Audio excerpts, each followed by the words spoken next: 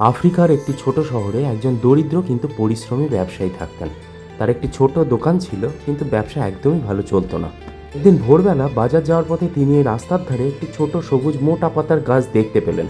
যত্ন করে সেটিকে তুলে এনে দোকানের দরজার পাশে সাজিয়ে রাখলেন। প্রতিদিন তিনি গাছটাতে জল দিতেন এবং যত্ন নিতেন। কয়েক মাসের মধ্যে আশ্চর্যজনকভাবে দোকানের বিক্রি বাড়তে শুরু করলো।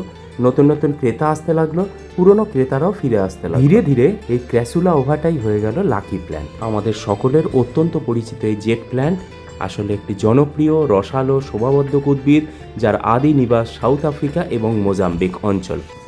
সাধারণত শুষ্ক, পাথুরে ও রৌদ্রপ্রধান এলাকায় জন্মায়।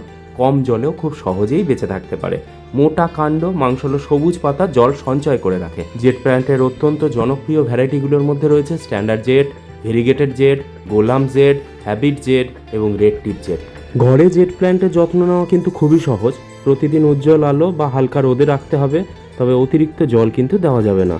এটি জনপ্রিয় কারণ দেখতে এটি আকর্ষণীয়, কম যত্নে বেড়ে ওঠে, দীর্ঘজীবী, ইনডোর আউটডোর দুই জায়গাতেই মানিয়ে নিতে পারে। এই জন্যই এটাকে ফ্রেন্ডশিপ ট্রি কিংবা মানি ট্রিও বলা হয়। ফোকলোর মেডিসিন প্র্যাকটিসে এর পাতার রস ছোটোখাটো কাটা, ছেঁড়া, হালকা পোড়া জায়গা, আঁচিল বা ত্বকের সামান্য জ্বালায় বাহ্যিকভাবে ব্যবহার করা হয়। ফাইনালি, একটি জেট প্ল্যান্ট ঘর কিংবা টেবিলের কোণায় রাখলে লাখ ফিরবে কিনা জানি না, মানসিক প্রশান্তি আসবেই।